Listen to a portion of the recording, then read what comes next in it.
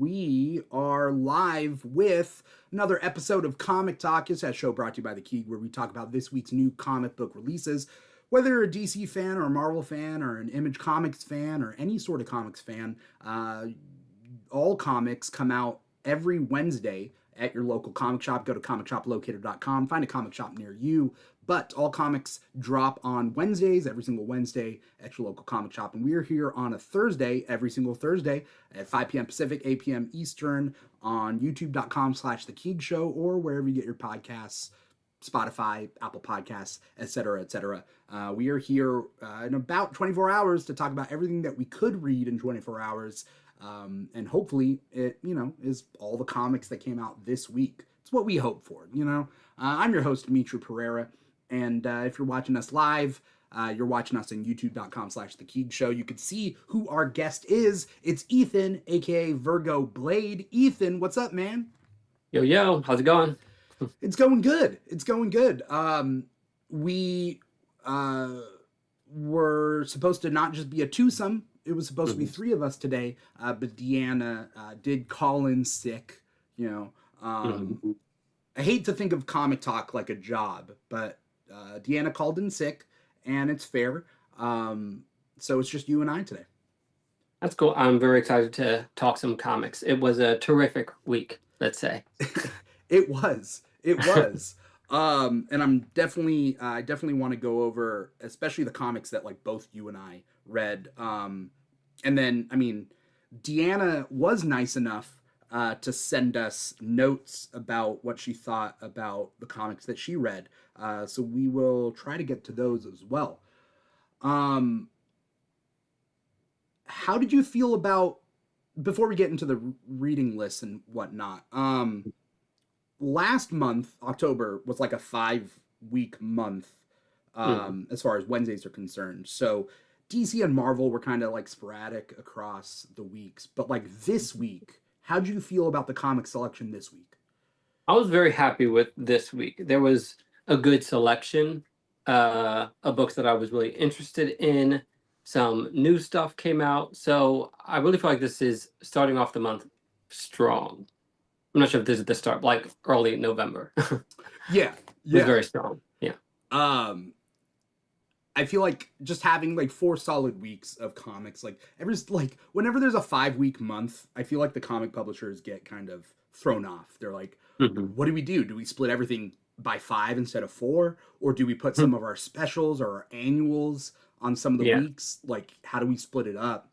There was a lot of comics that came out this week. Yeah, and that's why I kind of like 5th week comics for that reason, because it's hard for me not to spend money in the comic store. So like when it's a week where it's like, oh, a couple, then I don't feel obligated of like, oh, let me get more. Like, let me like have a chill week and not spend as much as I normally do. Right. It's like a break from the... Do you feel like you can afford to take a break, or do you feel like compelled to just like read everything?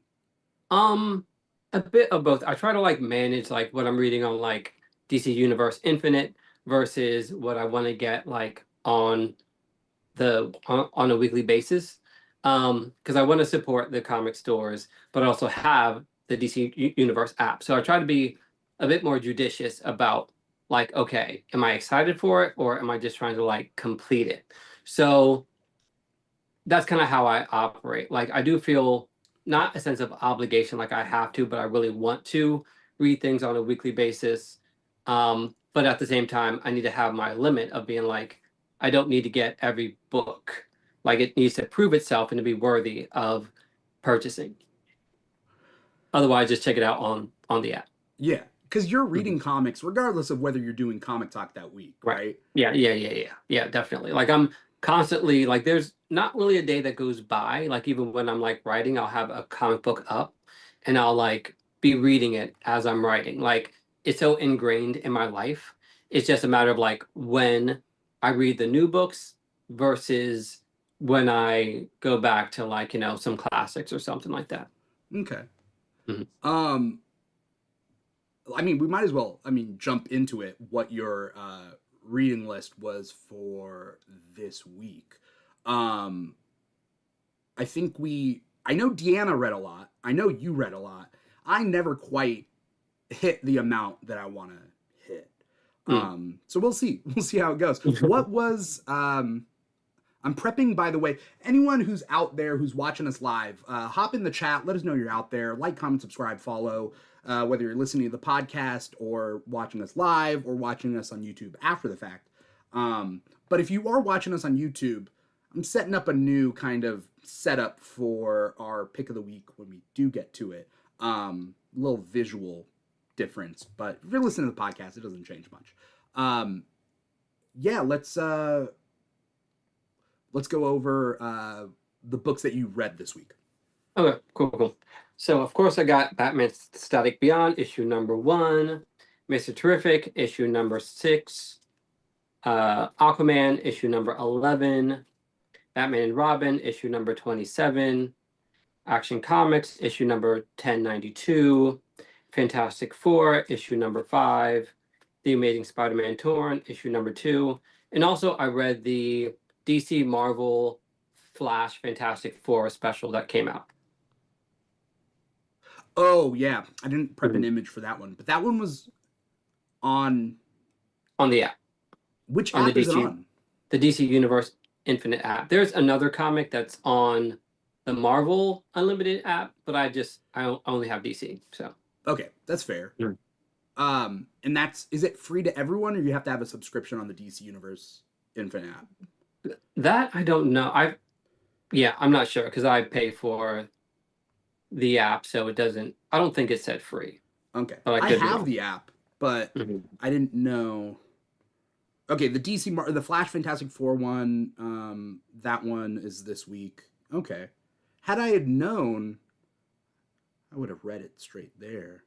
Yeah, I saw it pop up on social media, and I'm like, oh, I didn't see that in the store.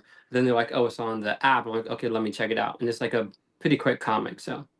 Yeah, so I think DC Universe Infinite has the Flash Fantastic Four team-up comic, because next week is the Batman Deadpool one-shot with all that stuff. And then I think the Marvel one, it's like Thor, Captain, Marvel, it's like Thor and Shazam. That sounds right. It's something with Shazam, and they make a joke, I know, about Captain Marvel. They make the name, they own the name Captain Marvel on there. Yeah. So I still have a hard time calling him Shazam. And so I've actually resolved to calling him the Captain. Because I think that's what they ended up calling him in the comic in his recent run. So I kind of split the difference, because Shazam is the wizard, and I just feel weird calling him Shazam. Yeah. So I call him the Captain. I feel like we could split the difference. We can take the Marvel off of Captain Marvel, and then we can take the Captain off of the Captain and smush it together and call him Captain Marvel. That's brilliant. That's splitting the difference. Yes. I mean, yes, I grew up calling him Captain Marvel. The wizard is called Shazam. Freddie Freeman is Captain Marvel Jr. or CM3, as he liked to go by in the 90s. And then there's Mary Marvel, right? But depending on the adaptation, they call him Shazam, and then they call Mary. I don't even know what they call Mary. In the movie, what do they call Mary? I thought it was Mary Marvel. Are they? I think they're allowed to call her Mary Marvel, but sometimes they shy away from it. So in Young Justice, they don't call her Mary Marvel. They call her Lieutenant I think there's a military rank involved. Admiral. I don't know. And it gets weird sometimes, but yeah. That's comic book history for you. Marvel now has Captain Marvel, and DC has been fine, whatever. My problem with calling him the Captain is, I don't know if you read Next Wave, the Marvel book Next Wave. No. It had Monica Rambeau. So it was kind of a satirical comic when it came out, but it was in continuity when it came out. And then later on, they're like, oh yeah, that wasn't in continuity, because they did a couple things and they're like, never mind. We're striking it from Marvel continuity. There's a character called the Captain in that, and he's a foul-mouthed British super soldier, and he Mm-hmm. called the captain. And Mm-hmm. because because his original code name had a bad word in it, so it's like bleeped out, and they're like, we're Mm-hmm. just gonna call you the captain. So that's what I think. Well, I feel like Billy Batson has seniority over him, so he can just like take that title. And you said it's no longer in continuity. So they like brush it out of continuity by saying it was part of like a VR alternate universe sort of tales. So that Mm-hmm. anyway, I don't know. There We you don't need go. to talk So about Next Wave. he doesn't count. It doesn't count. That's fair. I'm okay with calling him Captain. I just at that point you just call him like Marvel or like Captain Shazam. Like The thing is that like maybe Captain Shazam, I just feel like I don't want to say Captain Marvel and then to constantly explain, oh, not Carol Danvers. I don't want to keep doing that. And also, not to sound like that, but like the captain kind of also makes it sound more official. It's like, oh, it's like not just, oh, Captain Boomerang, Captain Cold, Captain Marvel. No, the captain, period. yeah, So that's also my like mindset. okay, fair. I think it was Thor Captain Marvel team up on Marvel Unlimited app, That sounds right. um but I could be wrong. Um no, it's called Shazam Thor Mm, okay. or Thor Shazam Infinity comic on Marvel Unlimited. So, Mm, anyway, no, that's a good reading list for you. mm. Um we don't need to go through Deanna's reading list, but let's see what I read. I don't even know. All right, what did I read? I read Batman 162. I read Batman Dark Patterns 12. I read Mr. Terrific Year 1 number 6. I read Batman Static Beyond number 1. I read Action Comics 1092. I read Fantastic Four 5. I read Eddie Brock Carnage number 10, Venom 251, and I read the Predator Badlands one shot Mm. from Marvel's 20th Century Studios. That's why I got the Predator in the background. It's I also was wondering why. it's the same wallpaper I used for the Predator Badlands episode that we did a couple days ago. So Hmm. anyone out there who wants to know our thoughts on the movie, look up, check out the Keeg Talks Predator Badlands. Um, I've only seen Prey. so it's the same director. Yeah. So if you liked And Prey, like, did you like Prey? yeah, I loved Prey. Okay. I just like judging book by its cover, like it just seemed very like overt and not, but honestly, like the commentary that I've been hearing from people talking about like what the deeper message is does have me intrigued. But like judging a book by its cover, I'm not automatically drawn to like ugly alien who's like very violent. That's not my bag. Really though, the actor who's playing him, that's a different story. That's fair. But but the yeah, like it doesn't automatically grab my attention. But if there is a good story with it, I'll check it out. Okay. So Mhm. if I can basically, so Prey is director Dan Trachtenberg did Prey, then he did an animated miniseries called Killer of Killers, and it's on Mhm. Hulu. I would recommend that. I thought about that too because I've been hearing good things. It's really good and it's really fun. I think he put the fun back into the like a franchise like this needs fun without Mhm. losing like credibility. I guess it has to be good and fun. Mhm. So Killer Killers is really good, and then this one, Predator Badlands, I really think you'll like this one. Like if you watch Predator Badlands and you don't like it, then I will have to reassess what I know about your taste. Mm. Okay, that's good. As I mean, far as and what I'm I know about also your a fan taste, I of think you'll like it. okay. And like yeah, based on like the commentary I've been hearing, it does sound interesting. I'm also a fan of Elle Fanning. She's a very good actress. And the themes that it seems to be covering intrigues me, so I might give it a chance once it comes on like streaming or something. Okay. Yeah. The premise, and I don't want to spoil too much, is that the Predator in Predator Badlands is a runt. So he's a smaller predator, and the predators normally kill runts in their Mm. family. They're like, you're not worth it, and they kill them. So, he's a runt trying to prove himself. Okay. He's like the underdog. It is definitely an underdog story. Okay. Um, I can get into that. yeah. I mean, I'll definitely talk about this one shot without spoiling much. But it Is came it out. in continuity with the movie, or is it? Oh, cool. Yeah, I it like that. has it's a prequel to the movie. I'll talk about it when we get to it. Okay. So between yours and my reading list, I think we have a good amount of comics here. Um, what was your pick of the week? So this was a hard one because it was between Batman Static, issue number one, because I've been waiting for that. Mm-hmm. Childhood Dream Come True, Yeah. and Mr. Terrific, year one, issue number 6. And I'm gonna go with Mr. Terrific just because it nailed the ending as far as I'm concerned. It gave me everything I wanted and more. Like, first of all, the team up of Black Lightning and Mr. Terrific. Like, I live for Black superheroes linking up and teaming up just because we don't get that often. You normally get tokens. Justice League, there'll be one black hero over there. I want to see them interact. So seeing them like combine and also like bring their styles together and mend their broken friendship. Not really broken, but like bent because they had like a different perspective.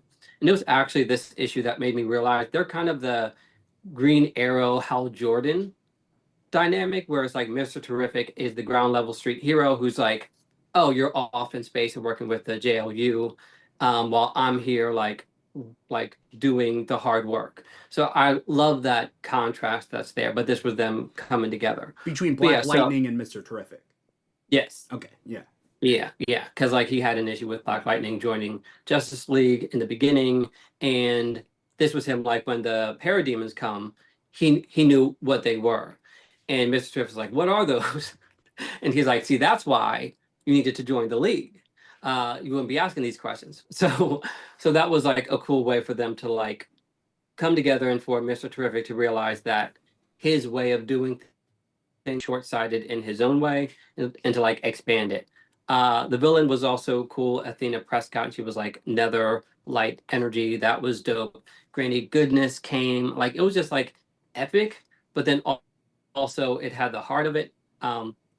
Because with his son coming into the story and him like finally like dealing with that because that happened like a good 2 years ago and it hasn't fully been addressed. Yeah. And there's so much there's so much like dynamics I want to see of just like what's Mr. Terrific as like his son came back, and so this explore that at least a little bit, as well as showing him joining the JSA and then setting up a possible like future issue with Mercy Graves and Athena Prescott. Like it just hit everything I needed it to for a finale.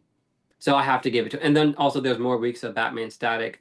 So I'm sure it's just getting started and future issues will be even better. So I felt okay giving this to Mr. Terrific Year 1, number 6. Yeah. So I mean, you're telling me like you had to be strategic with your pick of the week this week. Yes, because I'm an overthinker. That's part of being a Virgo. Yeah. And so like I expected it to be Batman Static because I did love that.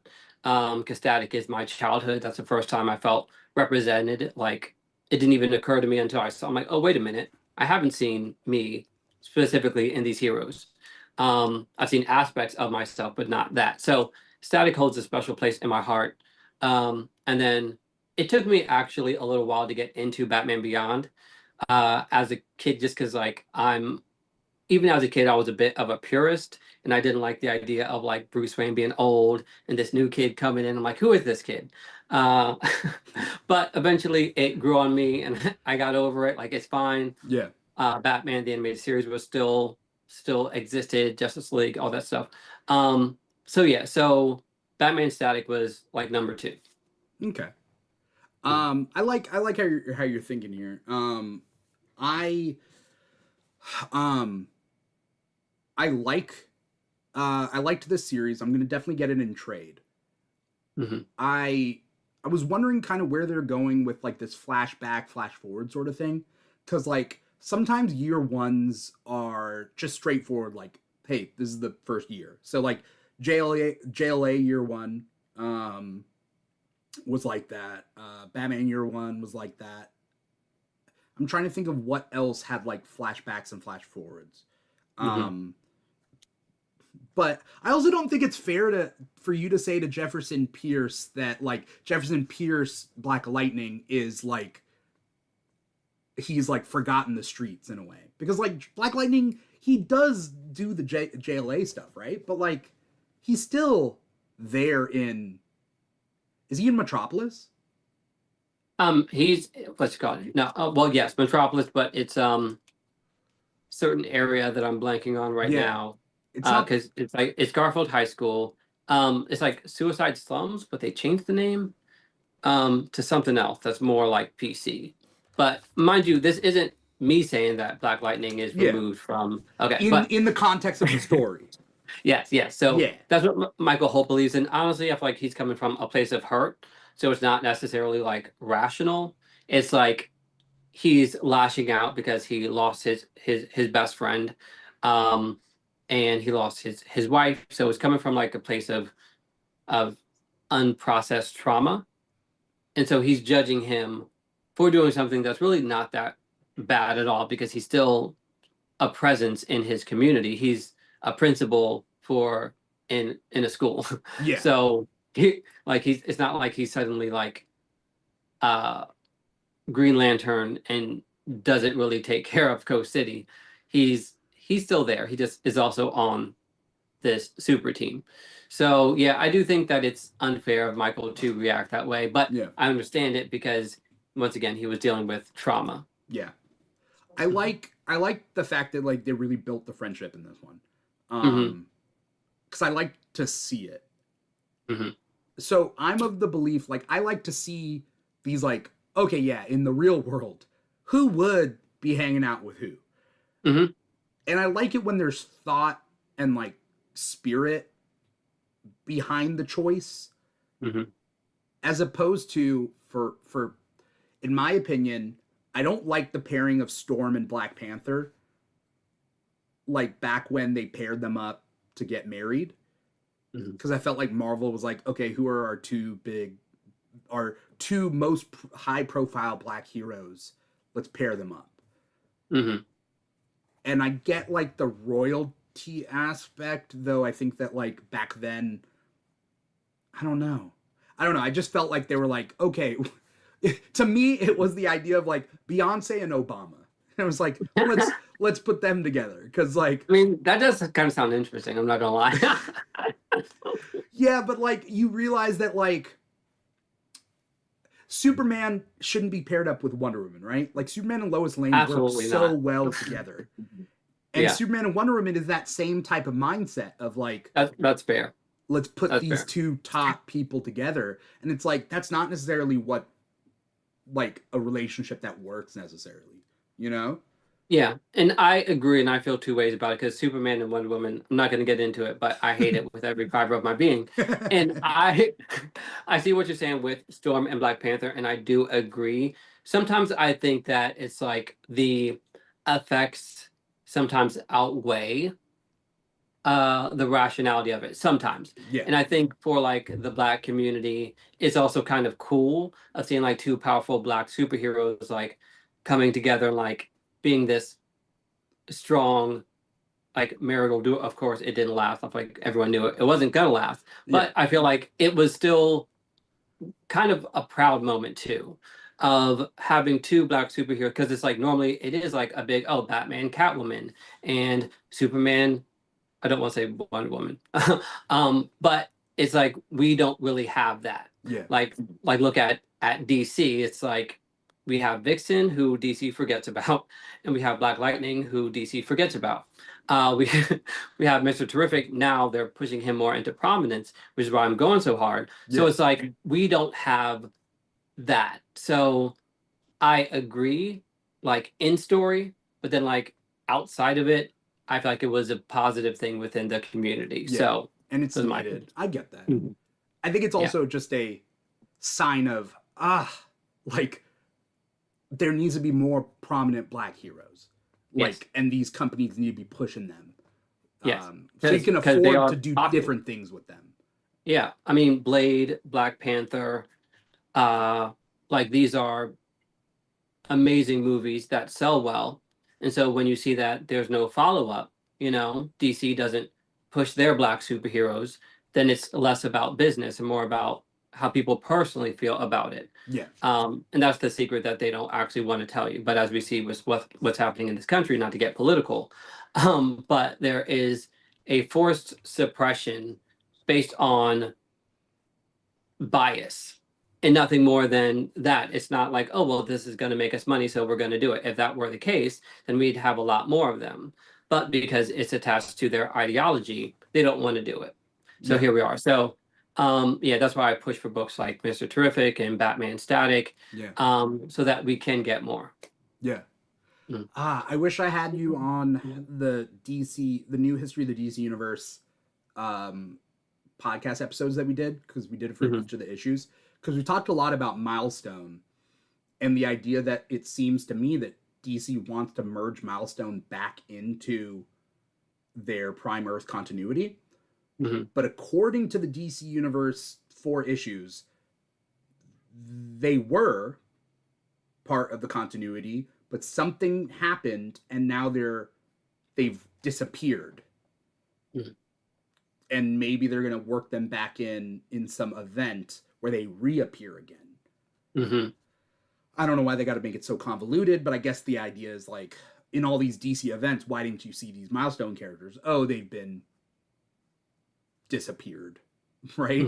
And like they're going to work them back in. But I think like Batman Static Beyond issue number 1, which we'll get to talking, is like, it's an Elseworld book, but it's like one step in the right direction of like merging the Milestone universe into DC. Yeah. For better or for worse. We'll see. We'll see how that works. Yeah, it's something I want to see happen. I feel like they work very well together. Also, DC needs more black representation. Yeah. And I'm cool with even like waiting for them to like come back into continuity if they make it into like some big event so that more eyes can be on it. So I'm gonna stay positive and hope that it all works out. I'm guessing they're gonna do another Worlds Collide sort of situation. Because originally when Milestone and DC weren't the same universe back in the day, in the 90s, they did a Worlds Collide crossover event where they like had the universes touch, but they were still separate universes. Then later, when Dwayne McDuffie, I think he was writing Justice League for it, and so there was a crossover event which essentially stated that the Milestone characters have always been part of the universe in that one. So that was the second Worlds Collide, and then they'll probably do another one. I love that one so much. I like a shared universe mostly because I grew up with the Timverse, and like having it in Justice League and having Static be in the same universe. Great. I understand the purists that say that Milestone should always be a separate universe, that it shouldn't essentially be bogged down by like DC stuff. I get that, but I also think from a marketing point of view, like, you kind of have to. Like, I think it's better for these characters for them to share a universe. I don't know. Yeah, I mean, I just think back with Static Shock and watching that as a kid and seeing like, oh, Static teaming up with Batman and Robin. So to me, in my like kid brain, like Milestone is DC, even if oh, they're apart, oh, they're together, oh, they're apart. Yeah. They just feel DC. It feels like a natural fit, not like, oh, we're like cramming 2 worlds that don't combine well together. Yeah. And I feel like it is beneficial to both parties, because Static should really be the Miles Morales of DC. Like, it's all right there. Like, he has the name recognition and the coolness factor and the story to be at that level. But for reasons aforementioned, here we are. let's just, I'm not even going to get to my pick of the week yet because it's not Batman Static Beyond. So, but we're talking about it. I'm gonna put this comic up. Let's talk about Batman Static Beyond, issue number 1. Cool. When I first heard about this, I was excited. It seemed like that one episode of Justice League Unlimited where they go into the future, and they do a team up. And I think there was another team up. There was a team up in the cartoon of Static where he's kid aged, and he's teaming up with Batman and the Justice League. And then there's like a future episode where you see like gray-haired Static in the future of Batman Beyond, and I feel like this is hearkening from that. So I was very excited for that. How do you feel about this issue? I loved it. I like the direction that they're going in. It starts off with Justice League Beyond, which was very cool to see because once again, as you mentioned, it like harkens back to the animated series in JLU and like seeing like Warhawk, and like it made me want them to have their own story too. And I'm like, can we just like build this Beyond verse? Because I want to see everything. And seeing like also Static at this age, like older and mature, but still Static, but just having the knowledge to like impart upon Terry McGinnis was very cool to see because it's like once again it's not something that I'm used to seeing in this kind of like context of this black young superhero like growing almost in not an exact one for one but similar to like a Peter Parker thing, like oh we got to see him like grow up and become this like established hero that's now like working with the Justice League and like using his power so efficiently. I'm like, yo, he's at like top tier potential, like what he did with the Kun ships and like absorbing their technologies and then blasting it back for a shock to their system. Yeah, he Like, says it.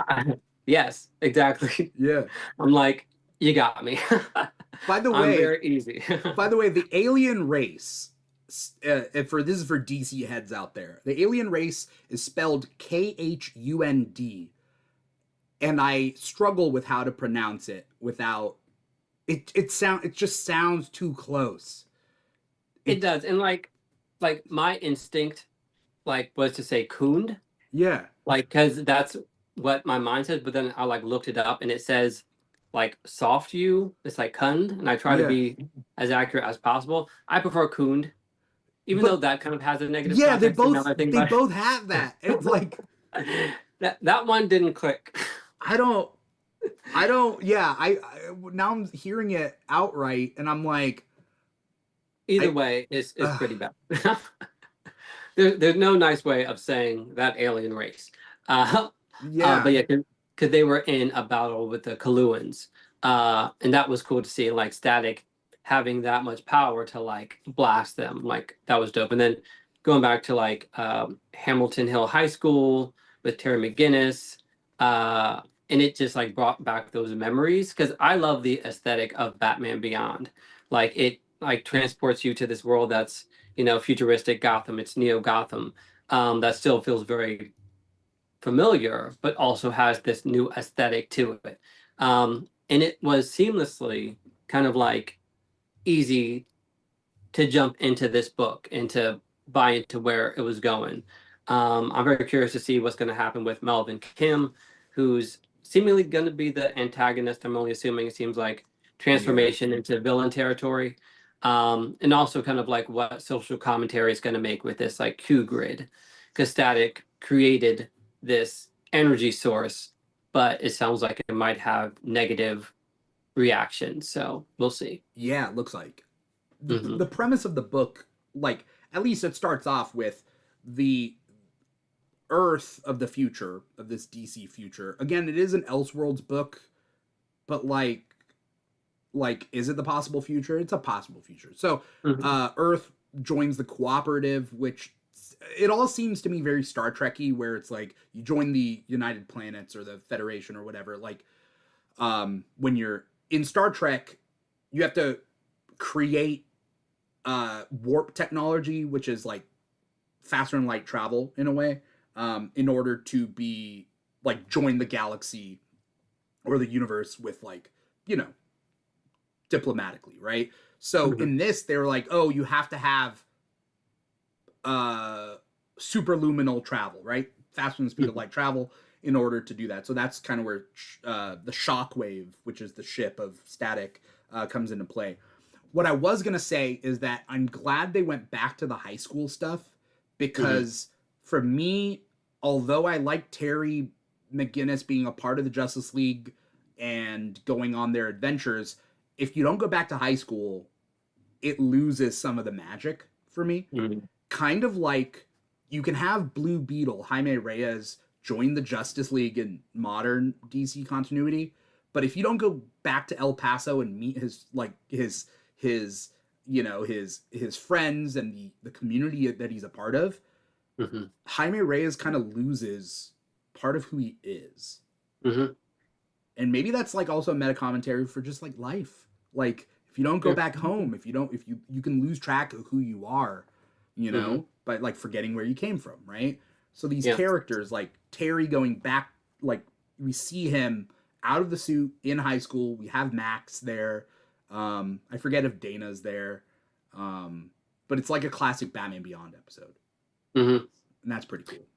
Yeah, that was very cool. It like just felt very familiar, but also, with the new context of, older Static and this current situation that they have going on. So it felt fresh. I love the art. Also, the Jokers came and like that battle was choreographed very, very well. It was like very like stylish Yeah. and felt fitting for something like Batman Beyond's caliber. So overall, I was very satisfied with this comic. I like this a lot. I felt like it was missing something, but it's also the first issue. So, Hmm. I'm hoping like in this first issue they had to like introduce everything, the new status quo, all that, and then kind of move forward. Um Hmm. Deanna, who again is not here, but she did send us notes. Deanna says she didn't grow up on Batman Beyond, so it was kind of forgettable for her, which I understand. There's a whole Hmm. generation out there that didn't grow up on Batman Beyond, like, or even Justice League Unlimited, like the Timverse, all that stuff. Um, so you don't get the nostalgia factor from it. Um, Not only lack of nostalgia, she also says that it's hard to see someone else except for Bruce as Batman, which was people's problem with Batman Beyond when it first came Yeah, out. Also, that was my issue. Yeah, yeah. I just want to see Bruce Wayne as Batman, and also like seeing him older. It showed his mortality, and I wasn't ready for that. Yeah. So, and also the fact is like where like Dick Grayson's not Batman Beyond, Tim Drake's not Batman Beyond. Like just an unknown guy just coming in becoming Hmm. Batman Beyond, was a problem for a lot of fans to get past back in the day. And it seems to me because there's been such a gap between Batman Beyond content, um, it's going to be the same hurdle again for people Hmm. to get over now, you know? Hmm. Yeah. Um, so that's Batman Static Beyond issue number 1. Um, if you give me a quick second, I need to grab something real quick, and then I'm going to talk about my pick of the week. Well, cool.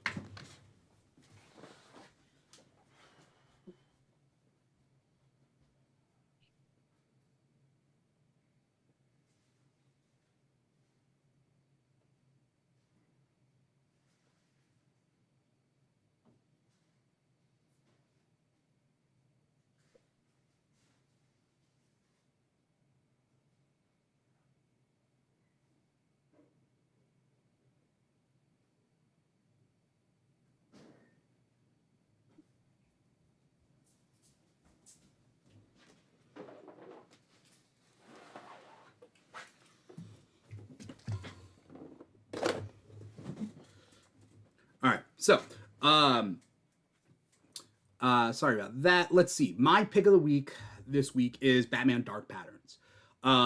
It was going to be Deanna's pick of the week, but Deanna's not here, so I'm stealing it. Cold. Yeah. Again, kind of like how Mr. Terrific Year 1, issue number 6 finishes up that miniseries, Batman Dark Patterns number 12 finishes up this miniseries. I thought it was a great ending to it, mostly because of the way that the formatting of this series kind of worked. Is every 3 issues was its own story, and then you only find out that it's tied together after like a couple of those 3-issue arcs. And at the end of this, you find out that there is something tying in all of these stories together. And so there's kind of a through line throughout this. Hmm. And did you read this one? I was gonna wait for all the issues to be out, so now I'm gonna read the whole thing. Okay. So I don't want to spoil anything for your sake. I don't care about the listeners out there. I do care about the listeners out there. So anyone out there who is listening, thank you so much for listening. Like, comment, subscribe, follow, jump in the chat. Let us know that you're out there. But I won't spoil it for your sake. Okay. Just know that like it's good. I don't know. There is a point throughout the whole thing, and I can't wait. I'm sure at some point there's going to be a 12-issue deluxe hardcover. I'm sure in the meantime they're going to do like 2 paperbacks with like 6 issues each. If not, 4 extra skinny paperbacks with 3 issues each. I don't know. DC's done weirder things. But I really think this one sticks the landing. With Deanna's review of this, she says, a great ending to an amazing story arc written by Dan Waters. Writing by Dan Waters takes its own shape, combined with Hayden Sherman's artwork, who also does incredible work on Absolute Wonder Woman. And the colors are what by Triona Farrell are what bring the story to life. It's a comic meant for rereading, where the plots intertwine into a great truth to rediscover with each page. Might be Deanna's favorite comic of the year. Wow. It's high praise. I mean, I've heard only good things about Dark Patterns, which has made me want to read it even more. So I'm excited to get into it. Yeah. When we eventually do a best comics of the year episode of Comic Talk, we'll get a bunch of Comic Talk crew on that episode. I think it's definitely worth bringing up. Batman Dark Patterns is pretty solid. Pretty damn solid. Yeah. Did I ever tell you my hesitancy in the beginning of Dark Patterns? Why I didn't... I don't think so. Before Dark Patterns, like, DC just had way too many, like, really short miniseries for Batman, and all the miniseries were always the same. It was like, this takes place in his early years, there's a mystery, blah, blah, blah. And it would be, like, 6 to 12 issues of, like, okay, cool, great, but also, like, did this need a miniseries? So, like, when Dark Patterns came out, I was like, just another miniseries. And it turns out, like, oh, no, it's almost like they were like, we have 4 different ideas for miniseries. Let's just make that into its own miniseries. And like do 3-issue arcs. And it was the best of all worlds. I feel like also it was kind of paced like Andor in a way. Like, I was going to mention that, but I didn't want to say anything because I love, like, as a writer, like how Andor was structured. Like, and also as I've gotten older, I really pay attention so much to story structure and how much that plays into your enjoyment of a story. Like, it sounds boring on the surface, but like how something is structured can make or break a story. So when you were describing it, that's what was coming to mind. Yeah. It's funny because, again, like, you and I and like the rest of the Comic Talk crew, like, we really dive into all this stuff, right? And so like we pay a couple more brain cells than I think most people do. So like when I look at crossover events, I'm also thinking about the format of a crossover event. Different crossover events are formatted differently. Like, sometimes a crossover event will have like span multiple series and everything. You have to read everything. And then some will be like, no, you just have to read the 2 issues, the start and the finish, and then everything in between is like optional. Yeah. I'm not a fan of Age of Revelation right now from same. I mean, I'm just not reading it. I'm going to be honest. I'm going to wait till the issues are out just because I'm kind of bitter, just because I want to read the main story, not get sidetracked. It's kind of similar to how I felt about Night Terrors, of like this like inconvenient story in between the main story that I'm trying to read, and it hasn't been set up properly, so it just feels like a cash grab. So because of that, I'm just gonna wait for the issues to come out and then read it then. But otherwise, like, I don't know how important it's gonna be. So yeah. With DCKO, it seems pretty solid. I think it's gonna be like 3 or 4 issues, and then all the other series have their own tie-ins of like extra missions. And I'm like, okay, I'm cool with it. Yeah, I actually love DCKO, and to me, that's how you're supposed to do a story, because it's been building up literally in all these stories, from JLU to Aquaman to Mr. Terrific. Basically, the All-In special has had this undercurrent leading up to DCKO and the like return of Darkseid as King Omega Darkseid. Hmm. And even though, because I think I mentioned this before, like I'm not a fan of like tournament style outside of anime. Yeah. Like I'm good with like, oh, here's an episode of Smallville with roulette.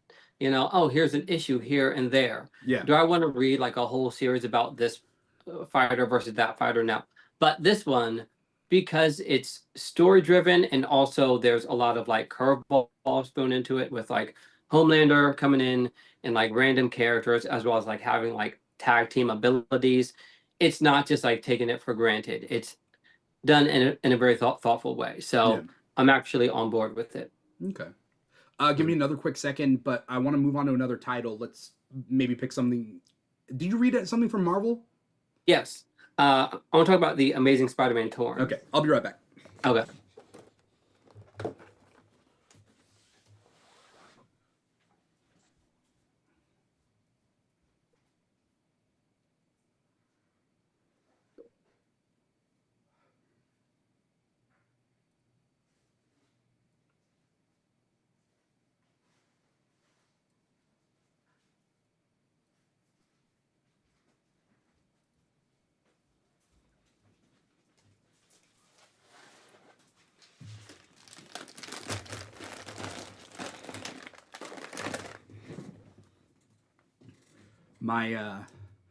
My body's been freaking out, so I'm fine.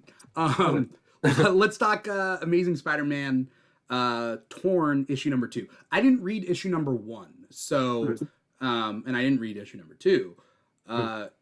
Is this series worth hopping on? Maybe not for you. I feel like longtime Spider-Man readers will probably be like, oh, same old, same old. Early Spider-Man, Peter Parker in school, Mary Jane. That's what I want. Yeah. Like I'm like, because the main Amazing Spider-Man comic I've been loving. Like it's been one of my favorite Marvel titles. But these last few issues, I haven't been feeling them as much. Spider-Man is like out in space, like hanging out with Rocket Raccoon. Then you have like Ben Riley. You're not liking it, or you are liking it? I'm not liking the space stuff.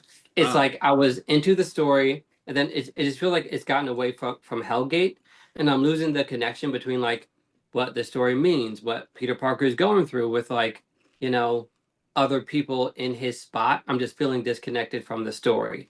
And I hope that he would have been back by now, but it seems like a detour, and I'm not sure where it's going and like why it's going here, but I'm losing the like emotional connection to the story. So with Spider-Man Torn, I'm getting a more straightforward, this is Peter Parker, these are his friends, this is his issue, and it's like everything is present and right there, versus expecting me to like hang on to Spider-Man being in like a random situation that once again I'm not seeing the through line between Hellgate and Spider-Man. Yeah. Like I'm sure like, with his technorachnid suit in Amazing Spider-Man, which looks dope. Like he'll have like this strength and come back like, oh, now he's ready to fight Hellgate. I just like kind of want something more linear. So with Amazing Spider-Man Torn, I'm getting a more straightforward story with Peter Parker, him, going to school, dealing with a teacher who might be mysterious, might have something secret going on. And then also there's these like, this woman turns into this flying gargoyle, like demon creature. And like, I just kind of want a straightforward story. And that's why it's like pleasing me so much. I like the space stuff that's going on in Amazing Spider-Man. I feel like they're gonna get back to the Hellgate stuff. But I trust Joe Kelly to kind of keep things going. Mm-hmm. And I like that we're going back and forth because, as far as I know, I think Amazing Spider-Man, is it bi-weekly? I feel like I feel like it way is too often. Yes, yes. Because I'm like, didn't I just pick this up? Yeah. So I feel like it is bi-weekly. But I also think like how you feel, and this is how I think you feel about like the current Nightwing run, is how I feel about the current Amazing Spider-Man run. Like I get it, but it's not really like what I want. Versus like I'm happy with like Nightwing, but I think it maybe has to do with our familiarity with the project. And like since I know Nightwing so well, like I'm more like open to him exploring like this more kind of meta territory in his life Yeah. versus Spider-Man. Um, if you go too far out of it, I lose that connection. And I need it to say like, oh, in New York, and like have that sense of community and like what he's striving towards. That's just my perspective. There's It's not two bad, but Yeah, there's two things coming up with Spider-Man. One is, I mean, we can switch the title, but basically, there's a big crossover with Spider-Man coming up, which is like Spider-Man Torment or something. Mhm. And it involves the symbiotes and it involves Peter Parker. So Mhm. chances are he's going to be back from space soon for this crossover event, right? Mhm. At the same time, Ultimate Endgame is happening, which makes me think Ultimate Peter Parker's dealing with his own stuff in a separate universe. Peter Parker's dealing with his stuff in the 616. And I'm wondering, sure, they could just be two different events. Nothing, no one the wiser. Part of me is wondering whether they're setting up some sort of crossover between, not between Endgame and Torment, something after that. Mhm. Like, I wouldn't be surprised if, after the events of Ultimate Endgame, Peter's son, Ultimate Peter's son, what's his name? Richard. Richard, comes to the 616. Mhm. I hope that that happens because I was actually about to make a video about Richard Parker and how much I love the character, and like I would read a solo series of Ultimate Richard, um, in his Picotech suit and all that stuff. Like I ended up gravitating towards him more than I thought that I would. So your theory, I hope pans out, or like maybe something like it, just because I hate that the Ultimate universe is ending. Like I get it, but also I don't because it's like comic books are ongoing, Yeah. and yeah, there are like miniseries, all that stuff. But I feel like the joy of it is that hey, next week I'm gonna read a Batman comic. 10 years from now, I'm gonna read a Batman comic. Like it doesn't ever end. Yeah. So I hope that they find a way, like as what you were saying, to kind of allow it to continue in some form. I have a theory. I don't think the Ultimate Universe is ending. The new Ultimate Marvel Universe. I Hmm. know that people are talking about it. People have mixed reviews of whether, like, should you end something great on its own terms? Like, this has been an age-old thing with storytelling. Do you end a Hmm. story that's on top? Do you end it on top before it declines? Or Hmm. do you just tell more stories? You run that baby into the ground. I think to an extent you do. I Yeah, agree with you. I yeah, think to an yeah. extent you do. Like, Happy Days went too far. Hmm. Even on the decline, even after jumping the shark, the, the literal jumping the shark, Hmm. keep it going. But once you get rid of Richie Cunningham, it's over. Like Yeah, it's Richie like yeah, and Fonz. yeah. I feel like there's like a point of no return.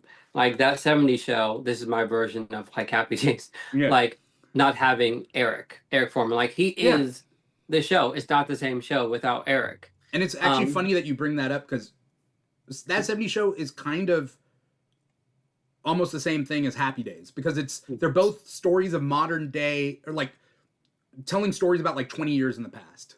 Hmm. Like, oh, the nostalgic good old days. So that's Yeah. because it was 90s to 70s for that 70s show, and it was Hmm. 70s to 50s for Happy Days. Hmm. I never put that together, but I like that kind of type of parallel. Yeah, you know. Um, Very cool. but so it's like, do you keep it going? I think at a certain point you gotta call it quits. That being said, I don't think the new Ultimate Marvel Universe is ending. I think they're phrasing it in a certain way. I think that Ultimate Spider-Man is ending. Mm. I think that Ultimate X-Men is ending. I think that these specific titles are ending, Hmm. but I think there's going to be new titles. Okay. That's what I think. I'm just going by like I would agree just because like from a financial and like comic book perspective, it doesn't make sense to end it. But based on how like certain creators are reacting, it seems like how like Denise Camp, like as you were saying, like, oh, it's better to end it on your own terms. We don't often get this chance. And it could be, per title, like depending on the title. Um, but then there's also something from, was it I don't remember. Is is Kelly Thompson on a book? I mean, Kelly Um, Thompson's writing Absolute Wonder Woman. right. I think there's some conversation about Ultimates. Anyway, point Okay. is that like somebody else mentioned something about like, oh, this person isn't happy that the Ultimates is ending or the Ultimate Universe It is was ending. Hickman. Hickman, okay. They were saying that Hickman wasn't happy. Right. And then Denise Camp came back and said, like, oh, he knew about it. He's actually fine. It was misinterpreted. But it just seems like a lot of like extra kind of like reactions Yeah. to something. If it's just supposed to be like, oh, but we're not, it's like wink, wink, nudge, nudge. Like, why are they acting this way? Like Denise Camp is being, unless they are like playing a very like long game. Yeah. Of being like, no, guys, like I'm telling you, it's over. I'm doing my Andrew Garfield. Believe me, it's not Ultimate gonna long happen. game. They're like, psych, gotcha. Yeah. I don't know. Yeah. I don't know. And I think only time will tell. I just think that it's weird. It's one thing to say that Jonathan Hickman is leaving, so scrap the whole new Ultimate Marvel Universe. It doesn't make any sense to me. Because Marvel is going to Marvel, for better or for worse. They know that the power is not in the creators. So, which means they put new creators on titles all the time. Mm-hmm. You know? We got to get back to the books this week. But yeah, I don't think it's ending. And I don't think it's ending, and I think that people are crossing over. Those are my two calls. Okay. So, do you think there's going to be like a merge, or like how are the Not a full merge. I think there's going to be kind of like what they did in Secret Wars, a multiversal raft or something. Mm-hmm. I think it would be cool, really cool storytelling to have Peter or Richard Parker come to the 616 and show Peter and MJ like this alternate universe son of theirs. But he also has a Venom costume. And so that kind of ties in with a lot of stuff. There's a big old symbiote arc coming up, So yeah, I mean, I'd be game for that. So hope that happens. Two comics that I read this week that tie in with all that. I don't have to talk too much. One is I'm trying to find it. Venom 251. MJ still has the Venom suit. The art is immaculate. I like this series. It is fun. They've renumbered it again to 250. Like whatever the number was before, then it went to 250. Now it's 251. So they're back on legacy numbering. Okay, cool. I like legacy numbers. And I think this book is pretty damn fun. It's the only book that has Luke Cage being mayor of New York. That sounds cool. Like because he doesn't even have his own series. Like, okay, but Luke Cage is mayor of New York. Like, let him be in a comic. Please. And so, like, there's a lot of really fun things in this. Doc Ock is in this. There's, like, anti-symbiote strike squad sort of stuff. And I don't like symbiotes, but this series is good. It's good. So you're reading Venom. I only read it. I only started reading it because it was a number one, and the art is amazing. And the mystery of who is Venom, that's what got me into the series. And then when I found out, I wasn't hating on it like some people were. I'm like, yeah, Mary Jane as Venom? That's a cool new story that hasn't been told. I don't think it's jumping the shark. I think it's, yeah, Venom is hopped. Like, at this point, everybody's had a Venom at some point. Like, cool. Like, why not MJ and see what happens? Yeah. To me, like, that's the point of superhero comics, is to, like, experiment. And it's like this high wire act of, like, how can you pull off this like insane story? And that's like the fun of it. I love straightforward, grounded stories, but to me, comics are the place where you're supposed to like explore all avenues. And then when it comes to like TV and movies, I prefer a bit more kind of like Streamlined. yes, like crystallized and focused. Yeah. But comics like, oh, it's a grab bag of like, oh, Batman is a, wolf man. Yeah. It's like you have that story, Right. I mean, it's kind of like I hate the Batman who laughs. I hate him so much, but I understand that he exists in the comics, and that's fine. As long as we agree that he shouldn't be adapted into anything else, I'm okay with it. Like, whatever. I'd like to see a Dark Knight's Metal animation. Yeah. Yeah. I like because I really enjoyed not to get into this, but I enjoyed Dark Knight's Metal because Batman, Scott Snyder's run, and Greg Capullo's led so well into it, where he's having those medals and the conductiveness. I'm just like, I love this story. So we talked about it on our episode on the new history of the DC Universe issue number 4, and like it's just so funny how bonkers it is. Yeah, it's okay, all right, that whole crossover event. All right, so we got to do quick like 1-sentence reviews as we wrap everything up because we've been talking a lot. Let's go to, well, actually, Eddie brought Carnage, issue number 10, real quick. It ends with issue number 10, and I wasn't expecting this to end. And it just kind of wraps up in the last couple pages, which makes me think that the Charles Soule, the writer, thought he was going to get more time. Like, suddenly they kill somebody off panel, and then they don't kill another person. And I'm like, what? And they just kind of wrap things up, and I'm like, oh, because they're gearing up for a crossover event. Okay. So that happens. 10 issues of a really good series that just for some reason just ended. So it is what it is. Superman the Kryptonite Spectrum issue number 4. I didn't get to read this. You got any quick thoughts? I didn't read that either because much like with Dark Patterns, I'm gonna like read the whole series. Yeah. Okay. I'm trying to see what did you read New Avengers number 6? No. Okay. You read 1776? No, I didn't get around to it. Okay, I'm just gonna I didn't read 1776, but it sounds bonkers. I don't know. Yeah. I will read it, but also why? Why? Also, just personal preference. Like, I don't want to go back in time and meet the founding fathers. I do not. That's not on my to-do list for many reasons. For many reasons, you know. Yes. I get don't mess with history, but like I hope they send their Avengers are lucky because most of the Avengers are white. So most of the classic Avengers are white. So send the white Avengers back in time to 1776. Let them do their own thing, fix history, and then come back. Like, I don't know whether I need a miniseries, but it's J. Michael Straczynski. That's the only thing that's making me interested in reading it.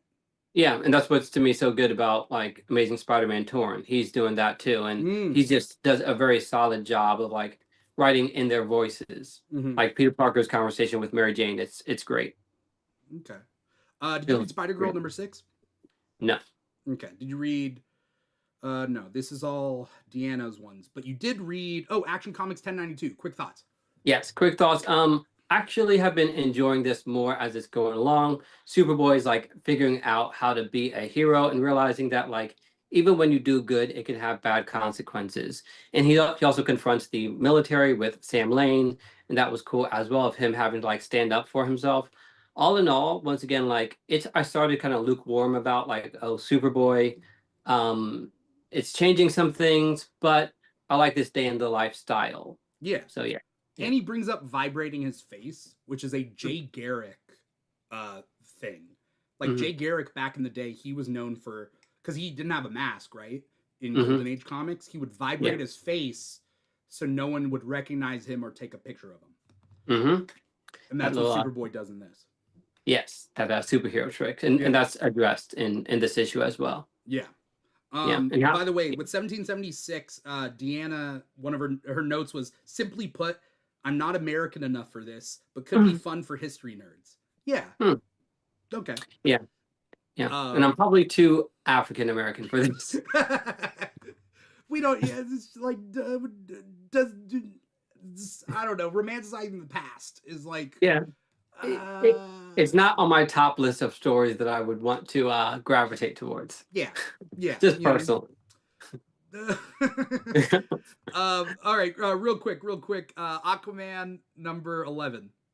This was good. I love seeing Aquaman like connecting with his daughter Andrina. I love her name as well. Mira is trying to come back. And I want them to come back because I miss Aqualad and everybody.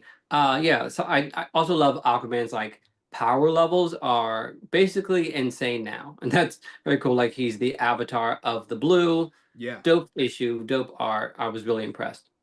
Okay. Um, you read Batman and Robin 27? Yes, I did.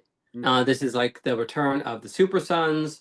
I liked it. I really love the friendship that they have, and also like Damien introducing John to his world and how well John adapts to it. He's very much a people person, like Clark, and you really see those similarities between Bruce and Clark and Damien and John.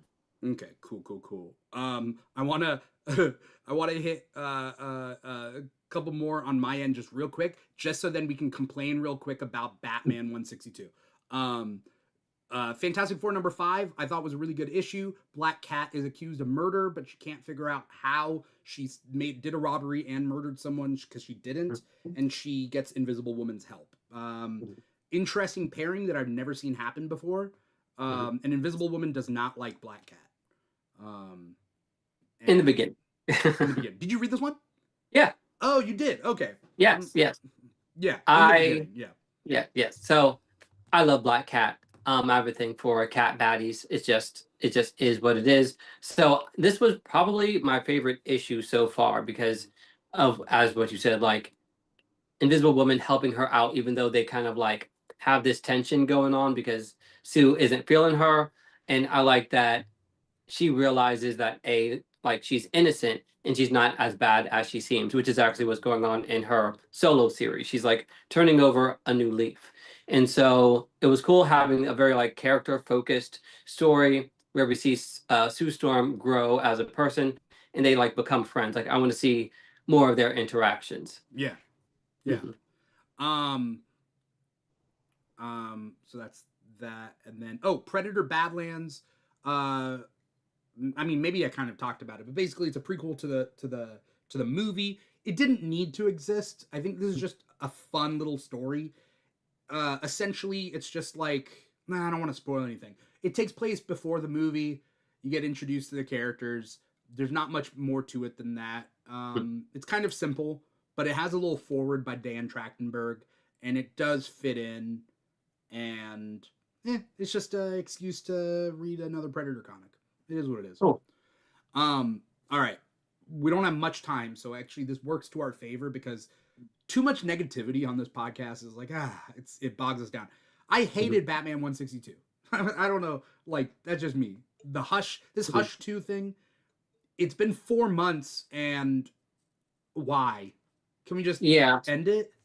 Yeah, to be honest, like I'm a couple issues behind, and I'm not sure if I'm ever gonna finish it because like when something makes me this angry, um, angry maybe is like too strong of a word. If I dislike something this much, like whether it's a TV show or a movie, I try not to like engage with things where like I'm not receiving enough positivity from this, and that's how I felt like with Hush 2.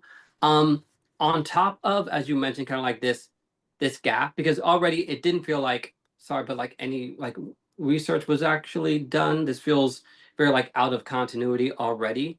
Then there's a delay, which makes it feel like there's not a priority for it. Like, oh, we're just slapping this together.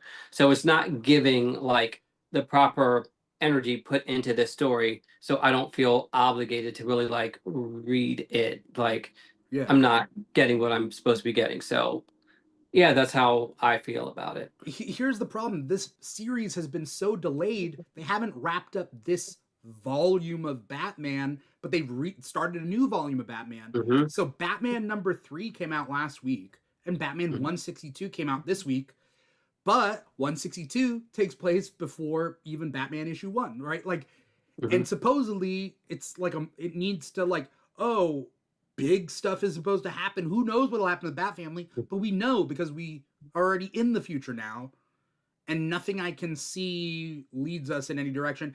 Even at the end of the New History of the DC Universe number 4, it brings up that like, oh, there's a, it'll never be the same. Like, oh, and it's like, it is the same. We've read Hmm. 3 issues of Batman, the new Matt Fraction run. What is the purpose of the Hush 2? Also, not only is it delayed, it is just badly written. It just doesn't make sense. You didn't read this one, right? Like the writing in this is nonsense. I mean, that's why I stopped, just because like that's the general vibe I was getting from the issues that I was reading. It just felt like it had no context of like what took place prior. Like even as recently as like Gotham War, it honestly just feels like once again like a cash grab of putting two big creators on a project and it'll sell no matter what you kind of put out. And the fact that there is this very long delay, and then the quality that we're not getting, it's not giving what it's supposed to give. And so I'm getting flashbacks of like Doomsday Clock, where throughout the universe advertised, and it's also not given the level of quality that's like required for it. Yeah. Like what was happening with Riddler, like why he had that change, but then we saw him once again in Batman issue number 3. So it's like I feel like I don't need to read Batman Hush 2 if I'm already seeing like Batman issue 3 has the Riddler, or they're dealing with this new kind of like Arkham situation. Yeah. Yeah, so it defeats the purpose, and then it's also like not good on top of it. So I would recommend, and this is up to you and whether you're really that big of a completionist. I'll recommend this to anyone. Skip Batman Hush 2. It does not matter. I'll say that out loud right now. Like it just doesn't matter. Also, funny you mentioned the Riddler. The Riddler's in this issue, Mhm. and the riddles he says are not riddles. I can't explain it without like it's not a spoiler even, but they're not riddles. He'll ask a question and say the answer, but they're not riddles. It's hard to explain until you read it. I would have to read it live, but like I don't have time. So, Yeah. like if you do get to it, read the Riddler's dialogue because it makes no sense. Okay. Yeah, and I feel like that's what I'm probably gonna. I mean, because I have Batman issue number 161, and I haven't gotten around to reading it out of like pure fear. Like every time I pick up this book, I'm like, upset by it. Like it's not the only benefit that I get from it is that Tim Drake isn't involved. And like first I was upset. I'm like, Tim Drake was in Hush One. Like, how are you gonna ignore him? Now I'm like, thank you. It's Thank better you. off, you know? Yes. Like I'm actually appreciative. Just because this just does not feel like it was given the proper um resources, energy, quality that's needed to tell this level of story. So I just don't it's like I don't feel obligated to read it. That's just It's how I so feel. bad. It's so bad. I wish I could talk more about how bad it is, but we're running out of time. Um, Ethan, thank you so much for coming on this show, talking about all the comics that came out this week, taking time out of your night. Before we get going, where can we find you? What do you got coming up? Anything you want to plug? Well, cool. Yep. I'm Virgo Blade. You can find me on Twitter, TikTok, YouTube, Instagram, and Blue Sky. Have once again story stuff coming up. I want to get my stories out. I'm working with a certain situation that I have to get squared away. But stay tuned because more is coming. Awesome. Awesome.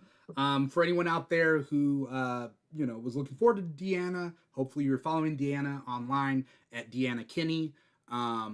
If you want to follow me, you can follow me at This Is Dimitri on Instagram. But generally speaking, if you want to follow the Keeg and all the shows that we do, including Comic Talk, you can follow the Keeg on social media at The Keeg Show. TikTok and Instagram are two biggest ones. We're also on Blue Sky and Threads and all that. At The Keeg Show / The Keeg Show, wherever you can find The Keeg, we are at, including patreon.com / The Keeg Show. We got some, things coming up for that in a little bit. Comic Talk, it's every Thursday, 5 p.m. Pacific, 8 p.m. Eastern on youtube.com / The Keeg Show. And you could also find this show on podcasts like Apple Podcasts, Spotify, iHeartRadio, Audible, Amazon Music, SoundCloud, all that stuff. Digest us however you want to digest us. Just let us know. Like, comment, subscribe, follow, write a review. Let us know that you're out there enjoying this or not enjoying this. If you're not enjoying this, let us know that too, We do this here every week, so we'll be doing this here again next Thursday for Comic Talk as well. Other than that, go to comicshoplocator.com, find a comic shop near you, support your local comic shops, and support your local public libraries. Both of them need our support. That is pretty much it. Thank you, Ethan, so much for coming on. Thank you to everybody out there who's watching and or listening. Once again, I am your host, Dimithri Perera, and this has been another episode of Comic Talk for the week of November 13th, 2025. Take care, everybody. See you next week. Peace out.